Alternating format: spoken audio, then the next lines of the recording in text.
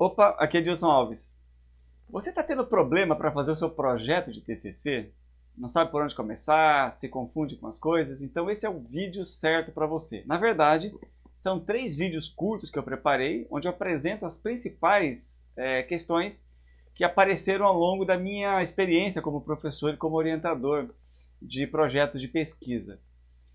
E no último vídeo eu preparei uma aula especial onde eu vou te mostrar uma forma facílima de você resolver um dos maiores problemas que eu vejo os meus alunos enfrentarem, que é a confecção da famosa e famigerada bibliografia.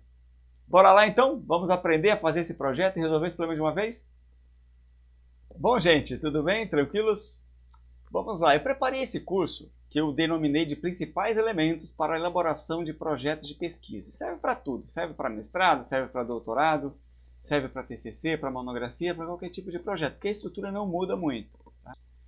E o meu objetivo principal é compreender e aplicar os principais elementos que compõem um projeto de pesquisa de TCC e monografia. Então, ao final, eu espero que você consiga compreender isso que eu estou passando para você. No primeiro módulo, nós vamos trabalhar os principais elementos do projeto de pesquisa, né? E os métodos quanti e os métodos quali, como que eles funcionam. Né? Nós vamos mostrar que existem 2 tipos básicos de pesquisa. Vamos lá então. Então, antes da gente iniciar qualquer pesquisa, é importante que você tenha em mente o seguinte, que tão importante quanto fazer uma boa pesquisa é saber comunicar aquilo que você está querendo comunicar. Ou seja, é importante que você escreva bem. Né? Escrever bem não é um bicho de 7 cabeças. Na verdade, exige esforço. Você tem que escrever várias vezes, né? Para tentar chegar a um modo, né? Onde esteja colocado clara e objetivamente e compreensível aquilo que você está querendo comunicar. Então, contrate um revisor. E se você não tem grana para contratar um revisor, eu sugiro que você pegue um amigo, né? Peça para um amigo, uma amiga, que leia o seu TCC, o seu projeto de pesquisa, melhor dizendo, para ver se você está comunicando da forma como você pensa que está comunicando, porque às vezes a gente acha que está se comunicando de um jeito e acaba não sendo exatamente assim, porque a gente não está sendo bem compreendido. Então é importante que você peça para alguém revisar esse seu projeto. Outra coisa importante antes de começar um projeto é que você tem que se propor fazer algo que você dê conta de fazer, que você consiga terminar. Você não pode querer resolver o problema do mundo, sendo que você só tem 6 meses, né, para fazer um projeto, ou para desenvolver uma pesquisa, ou um ano para desenvolver uma pesquisa. Então é necessário que você se proponha a fazer algo e faça dentro de determinado prazo. Né? O prazo é de fundamental importância. Tá? Então o ideal, na verdade, é não começar com um projeto elaborado, é começar com um pré-projeto. E ele será apresentado, né, para outros pesquisadores. E o primeiro pesquisador com o qual você vai contar, ou com a qual você vai contar, é o seu orientador ou sua orientadora. Então ele é um parceiro importante nesse processo. Tá? Então converse com ele, mostre o pré-projeto. O pré-projeto tem os principais elementos que o projeto tem, só que de uma forma um pouco mais resumida. Tá? Então nesse pré-projeto você vai receber críticas, né, sugestões, né, de melhoria e recortes para atingir os resultados que você está querendo atingir. Então o pré-projeto te ajuda demais. Então eu preparei esta aula pensando nessa pequena fórmula, né, que eu inventei aqui. Um projeto, né, uma pesquisa, né, um projeto de pesquisa, ele começa com um problema, uma metodologia e uma forma de executar. Isso vai te levar a resultados. Se você não tem um problema muito claro, ou se você não tem a metodologia, ou se a execução não foi muito bem planejada, os resultados não serão satisfatórios. Né? O resultado satisfatório é aquele em que você consegue, como eu falei no primeiro slide, comunicar de forma clara e objetiva aquilo que você está pretendendo fazer. Perfeito? Então vamos lá. Então aqui, eu gosto muito dessa charge, porque ela ilustra muito bem a situação de pesquisa. Então você tem ali uma população, né, 3 pessoas, né, e o pesquisador está ali de terno cinza, né, num ambiente informal, num bar. Né. E ele faz a seguinte pergunta, ele tem um problema, veja bem. Na tua opinião, qual é o maior problema da sociedade atual? Né? A ignorância ou a indiferença? Então ele tem um problema e ele tem duas hipóteses, né? E por sorte do nosso pesquisador ali, ele tem a evidência das duas hipóteses dele sendo confirmadas. Então, o sujeito de cabelo vermelho e blusa verde diz o seguinte, olha, não sei nem quero saber. Então logo você tem a ignorância ali estampada, né? Escancarada ali para o pesquisador. E o barman de bigode e camisa vermelha, ele está completamente diferente. A cara que ele faz ali é uma cara de completa indiferença. Então, na verdade, raramente, né, o pesquisador ele vai ter tanta sorte de encontrar, numa forma tão clara e objetiva, as respostas para o seu problema de pesquisa, para o que ele está se propondo a fazer. Então, observe que é necessário, para que você consiga responder, né, a uma questão, é necessário que você faça um projeto de pesquisa. Esse projeto ele tem uma validação universal. Então, não importa o país que você está fazendo pesquisa, se é no Japão, se é no Brasil, se é na China, se é na Rússia, né? Em qualquer lugar do mundo, a estrutura é basicamente a mesma, não muda, altera pouca coisa, poucos elementos de acordo com as normas. E a estrutura da pesquisa, né, ela tem os elementos essenciais, elas são esses que eu estou te apresentando agora. Então, primeira coisa, o título do trabalho, o nome do autor e a data e a cidade, né, que ele está fazendo a pesquisa. Um sumário que indique a estrutura da pesquisa, uma introdução. Nessa introdução você vai fazer uma exposição da temática, você vai contextualizar o trabalho, você vai problematizar aquilo que você elaborou, né, para trazer para o leitor. Você vai, diante dessa problematização, vai mostrar a relevância e vai justificar o trabalho. Tá? Uma pesquisa tem também problemas, um problema ou problemas de pesquisa, e geralmente tem um foco numa aplicação prática, né? Ou pode ter, ou pode não ter, pode ser uma especulação mais teórica e metodológica, mas também geralmente é uma aplicação prática. Você tem que ter objetivos geral e específicos, tá? Que é o que você deseja alcançar quando o problema estiver resolvido. Você tem que ter um referencial teórico onde você vai apresentar e dialogar com autores que vão conversar com você sobre o problema que você está levantando. Tá? Você vai levantar hipótese, né, ou hipóteses para questões que vão orientar a pesquisa. Tá? A gente vai trabalhar depois cada um desses elementos de forma mais detalhada, não se preocupe com isso. Você tem que desenhar uma estratégia da pesquisa, um projeto de pesquisa. Ele tem que dizer para o pesquisador como ele vai fazer, né? Quais são os procedimentos que ele vai fazer para resolver o problema que ele está se propondo, né? É necessário que ele tenha isso claro. Tem que ter um cronograma e um orçamento. Muitos pesquisadores iniciantes desconsideram, né, o cronograma, acham que não é importante, mas ele é de fundamental importância. E o orçamento, mesmo numa pesquisa de TCC, você vai gastar alguma coisa. Então é interessante que você tenha em mente quanto você vai gastar e qual é o seu bolso para fazer essa pesquisa. E se você pode encontrar algum apoio, né, na instituição que você está pesquisando. A bibliografia básica e, se for o caso, anexos e apêndices. Perfeito? Então, uma pesquisa, um projeto de pesquisa, né, depois de concluído, ele tem essa estrutura que eu estou te apresentando aí do lado. Então, ele tem alguns elementos que são obrigatórios e alguns elementos que são opcionais. Dentre os elementos obrigatórios estão a capa, a folha de rosto, a folha de aprovação, a dedicatória, que é opcional, o agradecimento, que é opcional, a epígrafe, que é opcional. Resumo é obrigatório, as listas, né?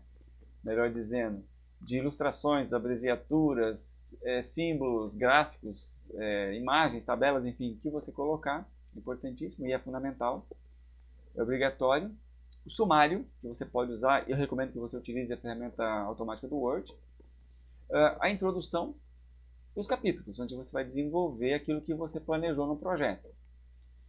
A conclusão, as referências, o glossário, que é opcional, os apêndices e os anexos, que são opcionais. Então essa é uma estrutura de um projeto já executado, né? Seria já o resultado final do que você planejou no projeto.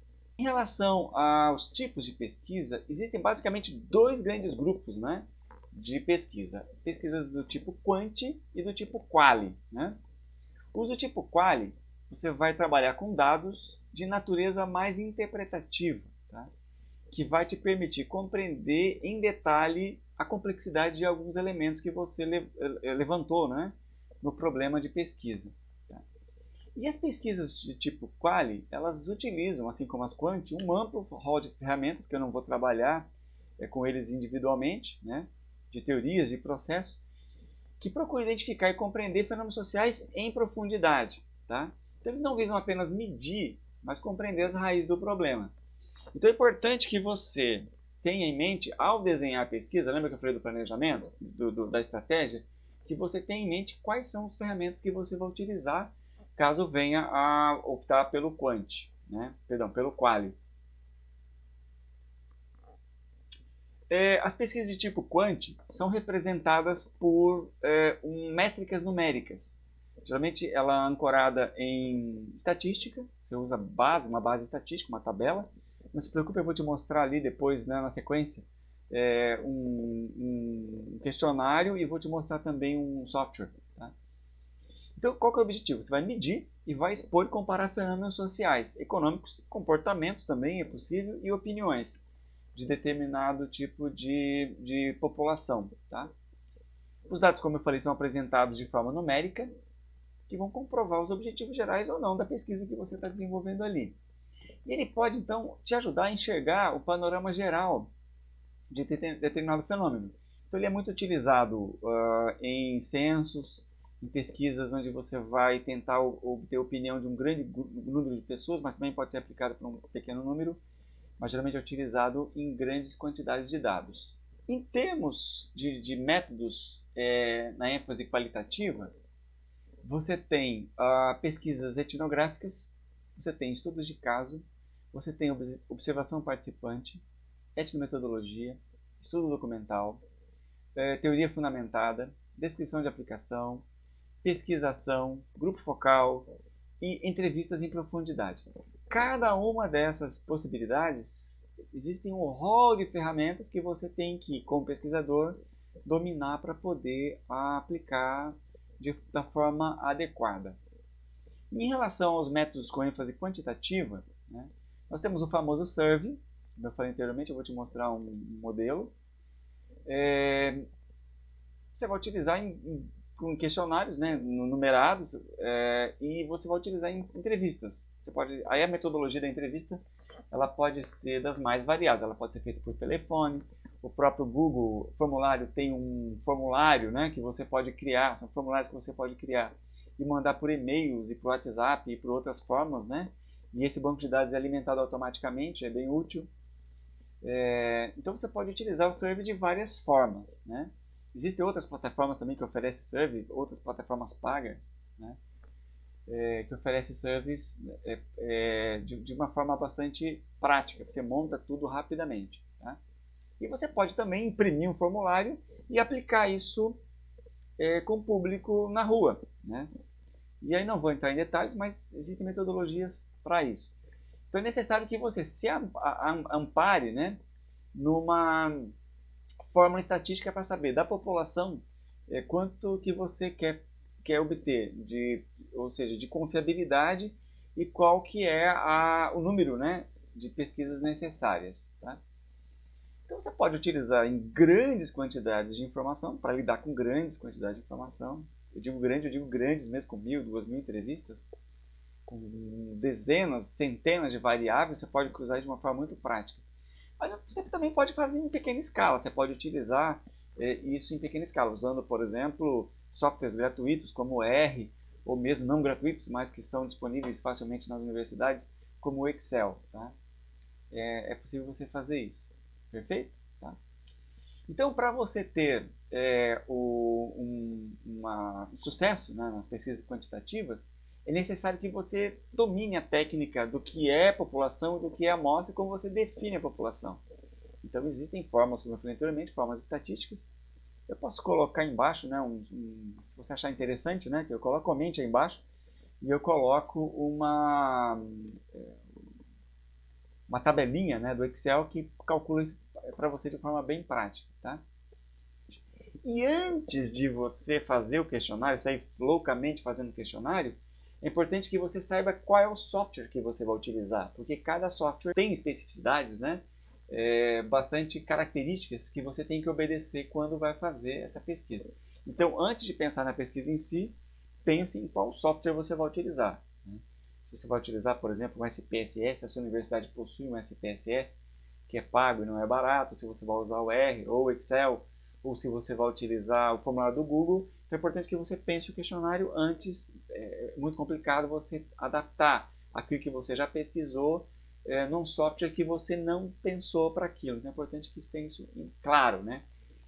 Então é bom você conversar com o seu orientador sempre que possível. E nas pesquisas quantitativas, você pode se utilizar também de bancos de dados já disponíveis por órgãos estatais ou órgãos privados. Então, tem muitos órgãos que disponibilizam. Você pode, por exemplo, pegar o censo, o IBGE tem centenas e centenas de tabelas Excel lá que você pode baixar, né, no seu computador, fazer um download no seu computador e você lida com elas. Então, esses seriam dados secundários que você está lidando, tá?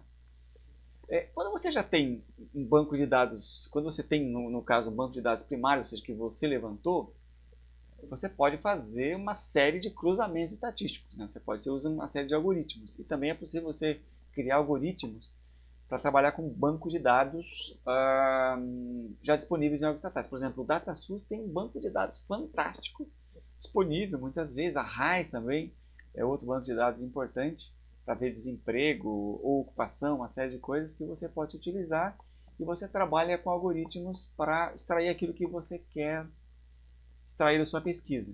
É possível você usar uma quantidade enorme, né, de dados e fazer interpretações específicas sobre esses dados. Perfeito?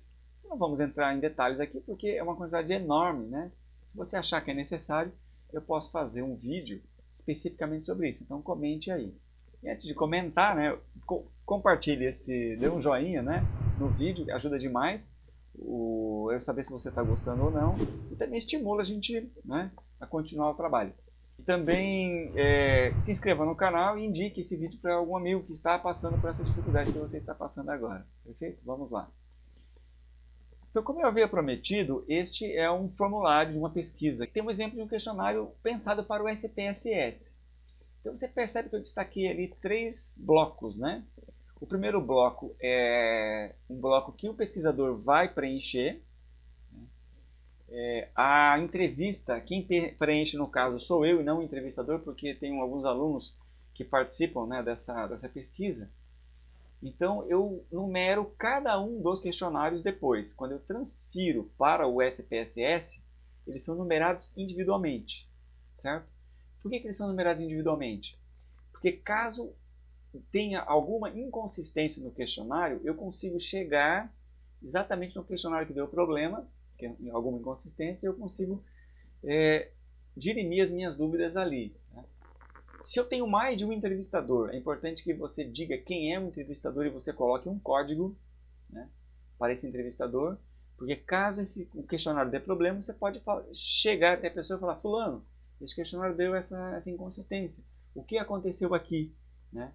E a pessoa pode te esclarecer as dúvidas, né? Caso você esteja coordenando uma pesquisa um pouco mais ampla, ou você esteja usando de algum amigo, né, para te ajudar a fazer essa pesquisa. Perfeito? Bom, e você tem alguns filtros, né? O primeiro filtro que você vai fazer é se a pessoa que você está querendo entrevistar se enquadra naquela população que você está querendo conhecer. Se a pessoa disser que sim, você tem que informar para ela quais são os objetivos daquela pesquisa que você está fazendo. Então, isso tem que ficar muito claro para a pessoa que você está entrevistando quais são os objetivos que você está querendo com aquela pesquisa. Isso tem que ficar muito claro e a pessoa tem que saber disso. Isso é importante, né? Vou fazer um link aqui. Se você, caso você venha fazer uma pesquisa, né, é importante passar no comitê de ética da sua universidade, certo? Se você vai depois se você quiser publicar isso em algum lugar, é importante que você passe pelo comitê de ética. Bom, a pessoa tem a idade que você quer entrevistar e a pessoa aceitou fazer a entrevista e ela concorda com os termos que você está dando. Você passa então para as perguntas. eu tenho grupos, né? No caso ali é um perfil socioeconômico, porque o perfil socioeconômico eu adotei a mesma estrutura do IBGE, porque eu quero comparar depois essa população com o IBGE. Então eu posso comparar se, por exemplo, em termos de escolaridade, se a escolaridade daquele grupo que eu pesquisei tem a mesma escolaridade equivalente que o IBGE levantou nos dados estatísticos, por exemplo, do censo, tá? Ou do PNAD, enfim, seja lá o que for. Tá? Então eu mantive a mesma estrutura que o IBGE adota, perfeito? Então eu perguntei o sexo, eu perguntei a idade e eu perguntei a escolaridade. Tá? Depois eu pergunto religião, tá? E eu pergunto a renda familiar. Então para cada uma desses questionários, eu tenho, perdão, para cada uma dessas perguntas eu tenho variáveis numéricas, que eu vou respondendo, a pessoa vai respondendo, eu vou colocando um X ali. Então este é o banco de dados. Então aqui eu estou usando o SPSS, eu destaquei ali em vermelho, né, algumas coisas que eu quero chamar a sua atenção. A primeira delas, né, lá em cima, tem P1, P2, né, P16, essa pesquisa tem aproximadamente umas 70 perguntas. Então cada P desse, P1, P2, P3, e até 70 são as perguntas, né? Então a P1 é o sexo, né? E ali numerado, que eu circulei, está a resposta das pessoas. Então 1 é masculino e 2 é feminino, perfeito? E ali estão as perguntas. Então a P2 é escolaridade, a P3 é religião, é renda e por aí vai, né? E lembra que eu falei que é importante que você numere seu questionário? Cada um dos questionários lá corresponde exatamente ao número que está ali em azul, né? Está ali na coluna mais à esquerda ali. Está numerado de 1 a 23, mas são 387 questionários. Você imagina, por exemplo, se 1, 2, 3 questionários que acontece, dá problema no meio do processo de passar isso para o programa, para a SPSS ou para qualquer outro que você for utilizar. Como que eu vou identificar, né, se eu não tenho criteriosamente colocado os questionários ali? Então é importante que isso seja colocado. Então imaginar que o questionário 22 tem uma inconsistência em alguma coisa, né? Então eu posso, depois de passar do questionário, quando eu for rodar o software, né, eu percebo que tem ali algum dado missing, deu algum problema ali em algum dado. Então eu posso ir até o questionário que deu problema, perguntar para o aluno, né, que preencheu, verificar se eu passei aquele questionário da forma correta, aquele formulário da forma correta, né? Se eu passei da forma errada, eu corrijo ali. Ou se ele realmente está com problema, eu posso questionar a pessoa que respondeu naquele questionário, eu mesmo posso lembrar do que aconteceu ali, e eu posso ou descartar este questionário, ou quando for fazer a avaliação dos dados, eu ter isso em mente de que algum problema aconteceu. Perfeito? Por isso que é importante você ter claro como você vai desenhar a sua pesquisa, como você vai executar a sua pesquisa, e o projeto ele tem um papel fundamental para isso. Gente, nesse vídeo é apenas isso, perfeito? Nesse vídeo é apenas isso. No próximo vídeo, que está no card aqui em cima, que eu vou colocar um linkzinho aqui em cima, eu vou trabalhar os elementos do projeto, que é a introdução, questões, né, gerais e específicas, ou questão geral e específicas, o referencial teórico e as hipóteses. Então, até o próximo vídeo.